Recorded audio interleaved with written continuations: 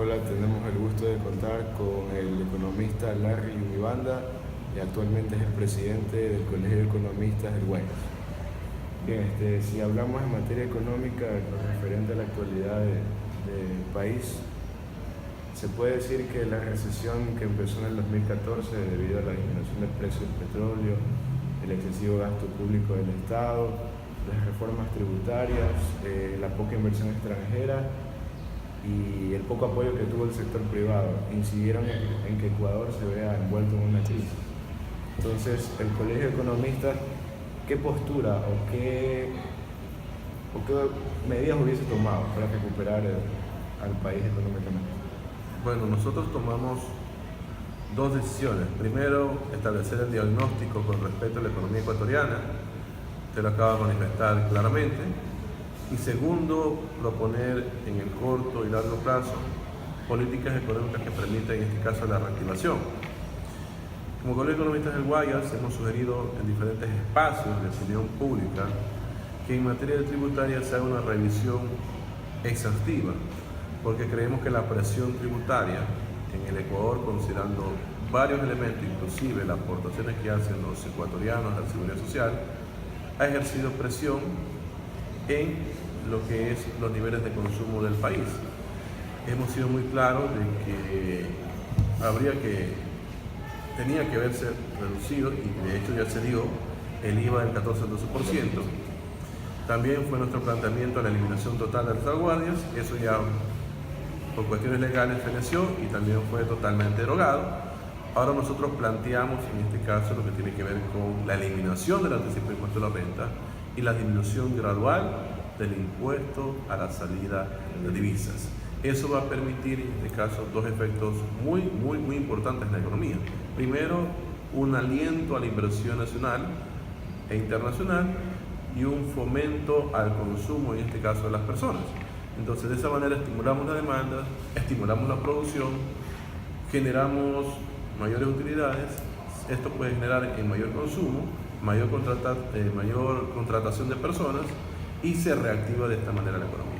Y ahora con estas propuestas que usted me acaba de decir, ¿quiere decir que el Colegio de Economistas tuvo un acercamiento con el gobierno anterior sobre esta? Bueno, a través de la opinión pública hemos dado nuestro punto de vista. No hemos tenido ninguna reunión de carácter oficial, ni con el presidente de la República, ni con los ministros de Estado del periodo anterior. Entonces, nuestra posición ha sido transmitida a través de los diferentes espacios de comunicación pública. Entonces, nosotros creemos que lo que acabé de mencionar es solamente una de las varias propuestas que nosotros planteamos en materia de política económica a corto plazo. Usted lo mencionó al inicio, de que hay un abultado gasto público. Nosotros somos partidarios de que hay que revisar el gasto corriente, hay que derogar ciertas empresas públicas que absorben presupuestos y que generan presupuestos deficitarios, y eso complica en este caso a la población, que en vez de estar sosteniendo empresas públicas que no generan ningún tipo de rentabilidad al país, tengan que ser sostenidas con recursos del Estado. Y a su vez, las políticas a largo plazo que nosotros creemos y en la cual nos basamos para que la economía ecuatoriana logre despegar, se radica en dos posiciones muy claras. La primera, en que la economía ecuatoriana debe estar abierta al mundo, se buscar una estrategia que permita la mayor integración posible y que nuestras exportaciones, especialmente las no petroleras y fundamentalmente las no tradicionales, vuelvan a crecer en los próximos años, y eso va a permitir asimismo generar nuevas empresas, generar nuevos empleos, y por ende se reactiva la economía. Y la otra propuesta en materia de buscar una reactivación económica en lo que tiene que ver con políticas a largo plazo radica en que la economía ecuatoriana debe aprovechar sus ventajas comparativas y competitivas. ¿En función de qué? De irse atando con la propuesta anterior, diversificar y fomentar las exportaciones. Y para que se dé eso, debe darse el primer paso, que es la búsqueda de nuevos acuerdos comerciales. Ahora, el sector comercial se vio bien contraído debido a esta salvaguardia por balanza de pagos, el incremento del IVA a 2 puntos. ¿cómo se puede recuperar la credibilidad de la gente que tiene en confiar, en poder ir a comprar y recuperar de una manera las finanzas del país, viéndolo desde el sector comercial? Bueno, había un pequeño respiro con respecto al tema del IVA y con respecto al tema, en este caso, de las salvaguardias. Vamos a ver los resultados en los próximos meses. Lo que sí le puedo indicar que la línea del actual mandatario, Lenín Moreno, va enfocado en una simplificación tributaria. Es buena hora que lo han anunciado y esperemos que se concrete. Y más allá del asunto de eliminar tributos, yo creo que hay que buscar la estrategia de generar una ampliación de la base tributaria para aquellos ciudadanos que, por ejemplo, no pagan impuestos y que normalmente están enfocados en la economía informal. Hay que buscar un atractivo que les permita, en este caso, al que está dedicado a una actividad como, por ejemplo, el comercio ambulante, vean la manera de cómo el Estado los puede apoyar para que participen ya en un mercado más formal y tributen y paguen impuestos al fisco. Entonces, es una manera de generar nuevos ingresos. Entonces, en función de que se vayan dando este tipo de políticas, yo creo que la economía puede ir recuperándose a partir del año 2018. Creemos que el año 2017 es cosa juzgada. El Banco Mundial establece un crecimiento del 0.5% para finales de este año y eso es lo que se va a mantener. La ciudadanía tiene que estar consciente que los niveles de bienestar van a mejorar un poquito con respecto al 2016, pero que se van a mantener exactamente igual con lo que fue en el año 2015, que también fue un año malo para los ecuatorianos. Ahora hay muchos economistas, analistas que hablan sobre los pocos tratados de libre comercio que tiene nuestro país, ya que solo tiene uno que se firmó en este año con la Unión Europea. ¿Es factible firmar más tratados? Pero por supuesto, esa es la línea que debe adoptar todo gobierno ante la globalización. Si usted no abre la economía, ¿cómo va a colocar sus exportaciones en los nuevos mercados? Entonces, nosotros somos conscientes de que somos una economía agrícola, fundamentalmente, y una economía que tiene reservas de petróleo. Entonces, esos son nuestros productos en los cuales los comercializamos en parte del mundo. Y eso es lo que nosotros deberíamos continuar buscando acercamientos con economías que sean complementarias a la economía ecuatoriana.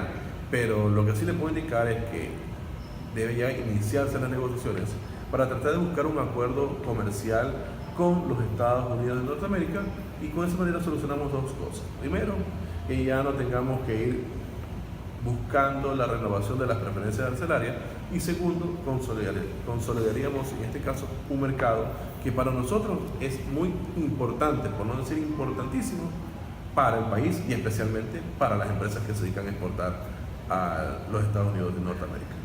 Quiero hablar dos puntos claros. Uno, el dinero electrónico. Segundo, sobre el timbre cambiario. El dinero electrónico de cierta manera es una incertidumbre para las personas porque carecen de qué se trata. ¿Sería beneficioso para el país en estos tiempos donde todavía no se ha recuperado la economía viable usar este dinero? Y la segunda, sobre el timbre cambiario, se escucha que desde el 2015 se busca reemplazar la salvaguardia por el timbre cambiario. Bueno, el dinero electrónico no es malo quien lo utiliza y quien lo lleva a cabo. El Banco Central, por resolución de la Junta Bancaria y de manera legal, es la única entidad que emite dinero electrónico en el país.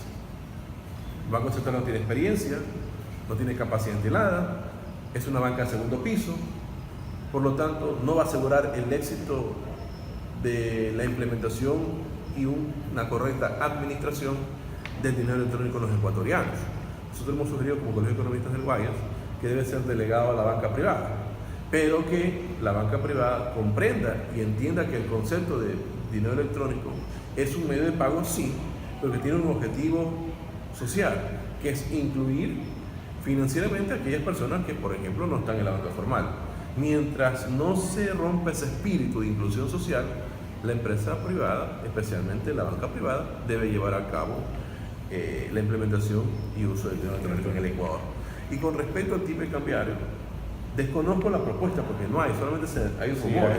Esperemos que llegue la propuesta y poder dar unos criterios con respecto al tema. Pero lo que sí le puedo decir de manera conceptual, que toda restricción al comercio a la larga genera achicamientos de la economía, a la larga genera problemas en la economía familiar y en el bienestar de los ecuatorianos. Nosotros creemos que más allá de colocar nuevos aranceles, aumentar los aranceles existentes, establecer nuevos cupos de importación, establecer salvaguardias o cualquier medida de carácter arancelaria y no arancelaria que tenga un impacto, en este caso, en la producción y especialmente en el consumo de los ecuatorianos, vemos que, por ejemplo, va a ser negativo, porque eso va a tener repercusiones también para los que exportan. Nosotros creemos que en el momento actual demanda que las importaciones fluyan, no importa que tengamos déficit comercial, pero si nosotros tenemos una estrategia que nos permita tener una balanza de capital y financiera superavitaria a través de créditos muy importantes para el país y a través de atraer la inversión extranjera de manera rápida y oportuna y complementaria, yo creo que vamos a solucionar el problema de cualquier déficit comercial. Por lo tanto, no es necesario utilizar cualquier política de restricción porque en el fondo va a perjudicar a todos los ecuatorianos. Bien, ahora si hablamos un poco de política, usted como representante del Colegio de Economistas Uruguayos, ¿respalda hasta ahora lo que ha hecho el gobierno de Lima? Creemos que es un gobierno de buenas intenciones, creemos que es importante dialogar, pero más importante es hacer. Entonces, ahorita están en proceso de diálogo, esperemos que esos procesos de diálogo lleven a buen puerto, porque dialogar y no llegar a nada es tiempo perdido. Exactamente. Lo importante es dialogar, Cumplir, un tiempo prudencial y lo que requieren los ecuatorianos, hacer las cosas bien y que todos ganen. Y lo interesante es que en temas tan sensibles como el económico no se haya considerado dentro de las mesas de diálogo por parte, en este caso, del gobierno. Ahora, saltándome a otro tema, ¿cree usted que el gobierno ha perdido credibilidad con la vinculación de funcionarios que ha tenido con la transnacional de Brecht? Mire, eso más afecta al riesgo país de todo el Ecuador. El gobierno está empezando, un poco si lo queremos manejar, se mancha es el gobierno anterior, porque la mayor parte de los funcionarios fueron elegidos en el gobierno anterior. Entonces, todavía están en proceso de divulgar la lista, esperemos que eso sea transparentada. Los ecuatorianos tenemos derecho a conocer quienes recibieron sobornos con recursos públicos y eso quedará bajo control y acción de la justicia ordinaria. Ya para finalizar, economista, ahora, ¿cuáles son los objetivos del Colegio de Economistas o cuál es la visión a futuro, económicamente hablando, que propone con el país? Mira, nosotros creemos que en los actuales momentos se requiere la inversión privada, nacional o extranjera, para poder generar crecimiento económico y generar puestos de trabajo y generar bienestar. En los actuales momentos, de acuerdo a la coyuntura internacional, por la baja del precio del petróleo, economías que están entrando en una posición de no importar para un poco generar crecimiento endógeno en sus respectivas comunidades, me refiero especialmente a Estados Unidos, me refiero a China, los dos grandes importadores a nivel mundial. Creemos que el país debe entrar, como se lo mencioné, en un proceso de apertura importante a la inversión privada, nacional e internacional. Que el Estado no deje de invertir en lo público. ¿Esto qué significa?